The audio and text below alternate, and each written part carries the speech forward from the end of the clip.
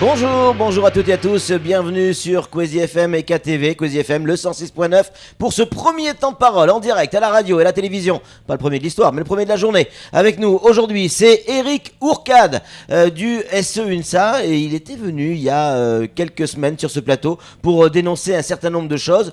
Aujourd'hui il semblerait que certains éléments lui donnent raison, il est avec nous. Éric Ourcade, bonjour. Bonjour. Merci d'avoir accepté notre invitation, on va aller droit au but, grève le 7 octobre, vous confirmez ? Oui, tout à fait. Ça a été décidé à l'Assemblée Générale mardi, au lycée de Dambéni, et après un constat qui ne nous rassure absolument pas sur finalement les réponses que nous avions eues suite à l'alerte sociale que nous avions posée. Alors on rappelle rapidement cette alerte sociale, il y a des choses qui vous inquiétaient à l'époque, c'était effectivement en termes de rémunération et notamment sur les primes, pour rappeler un chat, mais également sur le retour à l'académie d'origine. Est-ce qu'aujourd'hui vous avez des éléments supplémentaires qui vous permettent d'être certain de ce que vous avancez et donc de déclencher cette grève le 7 ?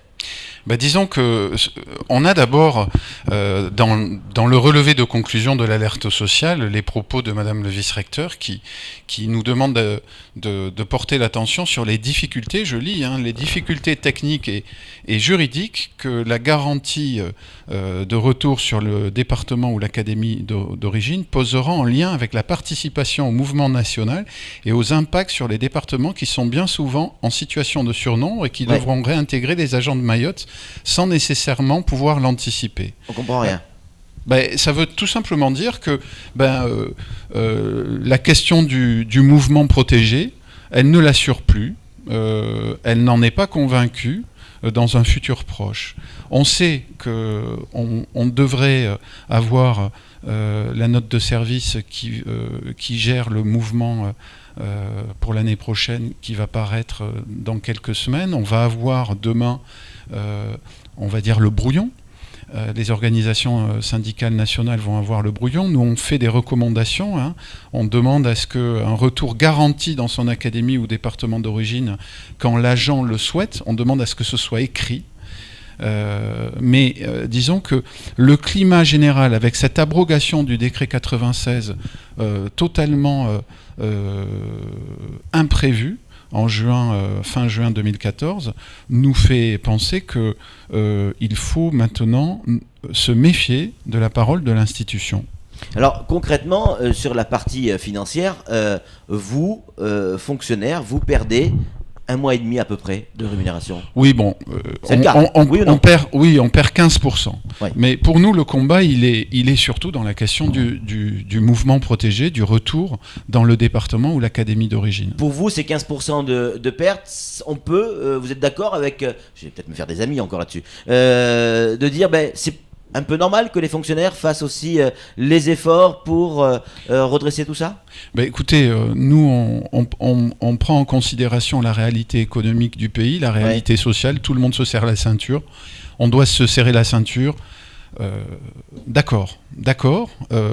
Mais ce qui n'est pas possible, c'est de changer des règles alors qu'il y avait des écrits, que les collègues se sont tous engagés par rapport à ces écrits, des écrits qui étaient validés par le cabinet du ministre, la promesse de renouveler dans le cadre du décret 96, ça n'est pas respecté. Et c'est ce principe-là que l'on conteste. Mais c'est le département. Un département, c'est la fin du décret de 96. En quoi c'est pas normal ?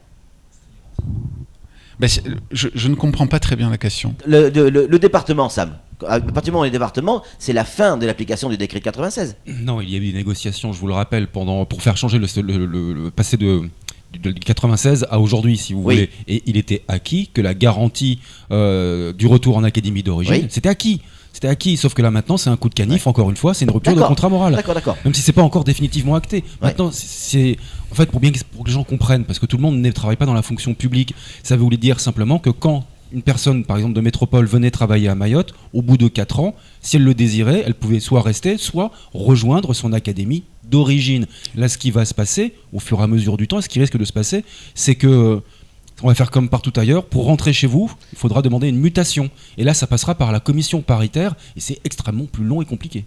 Oui, et puis disons qu'avec l'abrogation du décret 96, on passe au mouvement national à gestion déconcentrée avec une annexe qui pour l'instant est conservée, de privilégier le retour sur le département ou l'académie d'origine, mais cette annexe, elle est reformulée chaque année. Chaque année, et donc chaque année, c'est remis en question. Les collègues n'ont plus la possibilité de se projeter dans le futur comme ils s'étaient projetés initialement en renouvelant sur un second séjour. Et ça, c'est inacceptable. Cette affaire n'est pas une affaire de sous, c'est une affaire de...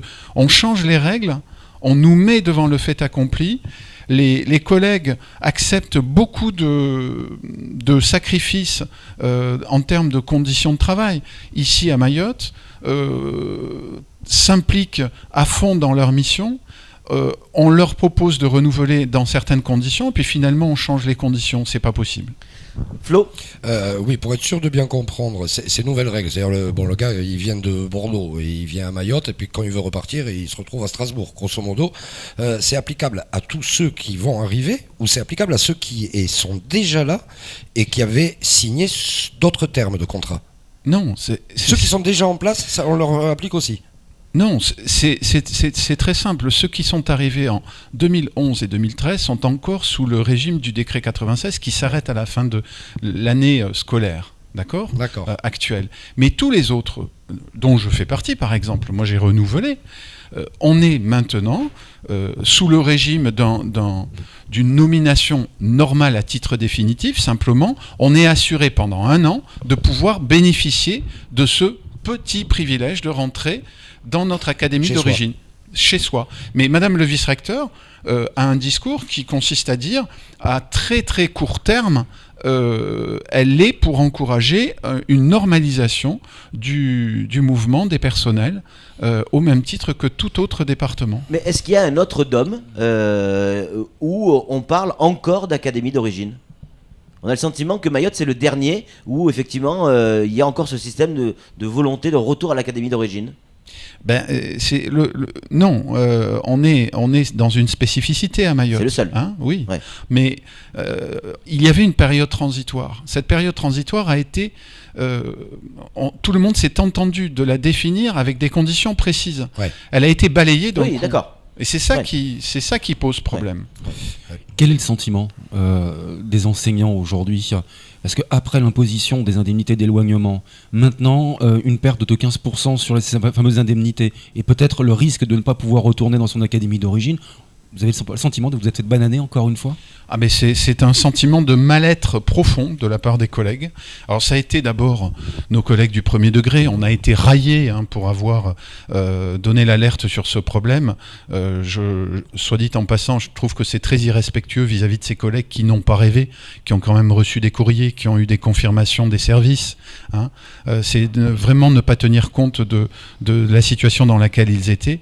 Les collègues sont complètement désarçonnés, ils ne font plus confiance à la parole de l'institution. Et ça, c'est vraiment dramatique. Le plus grave. Mais c'est ça le plus grave. Ouais. C'est ça le plus grave.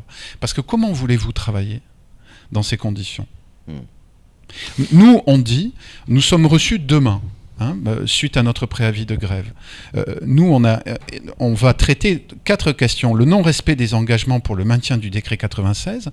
Nos secrétaires nationaux vont se battre pour demander au ministre, à titre dérogatoire, au même titre qu'il y a eu une mesure dérogatoire d'indexation des enseignants non titulaires. Normalement, la fonction publique interdit cette surrémunération. On l'a obtenu. Eh bien, on va demander à titre dérogatoire que soit maintenu le cadre qui était prévu dans cette période transitoire des accords et que ce soit prévu pour simplement limiter la casse. Parce que qu'est-ce qui est en train de se passer ? Les gens envisagent maintenant très sérieusement, ils ne vont pas renouveler. Ouais, mais on nous avait déjà fait le coup. Non, le coup de la barge avec les valises vides, on va à l'aéroport. Oui, non, mais nous, et au bout du compte, tout le monde renouvelle. Je suis d'accord, mais je peux dire que nous, le ressenti, que ce soit à travers les contacts que nous avons eus avec les collègues et puis à cette assemblée générale, les gens, ils n'arrivent plus à se projeter au-delà d'un an, et pour eux, c'est pas possible. Et surtout, ils ont le sentiment que les règles vont changer. Oui. C'est ça. Alors, Et- à cause de qui elles changent ces règles? Est-ce que c'est au niveau local? Est-ce que c'est au niveau... C'est pour qu'on comprenne, hein, au niveau de la préfecture, au niveau du vice-rectorat ici à Mayotte, ou c'est à Paris? Et est-ce que Madame le vice-recteur, par exemple, qui est venue sur ce plateau, je crois que c'était hier ou avant-hier, est-ce qu'elle est au courant de ce qui est en train de se tramer? Est-ce que... Qui triche? Qui ment? Non, moi, ce que je dis, c'est que on a la preuve que la parole du vice-recteur ou la parole du préfet sur ce dossier, je prends exemple sur l'année dernière, hein, a été désavouée. Par Désavouée par Paris. D'accord. Voilà.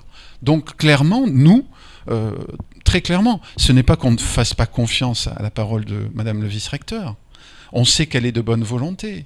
Mais on dit, nous, on passe par Paris directement avec nos secrétaires nationaux Parce que pour ce qui est avancer dit sur ici ce dossier. n'a pas de valeur, en tout cas peut être mis en question. Ben, on se Qu'est-ce rend qui se compte passe que pour Paris, Mayotte, c'est Mayotte, grosso modo, on va accélérer le processus de départementalisation et puis les fonctionnaires, s'ils sont coincés sur le territoire pendant 3 ou 4 ans, ce sera juste un exemple de plus. Par exemple, on l'a vu en Guyane, hein, C'est ça. c'est quelque Ouais, mais chose qui s'est ils passé. ont réouvert les robinets après. Hein. Ils ont réouvert les robinets. Mais enfin, voilà, les collègues, ils ont ce sentiment-là. Alors, c'est pas exactement un parallèle à faire avec l'épisode de l'année dernière.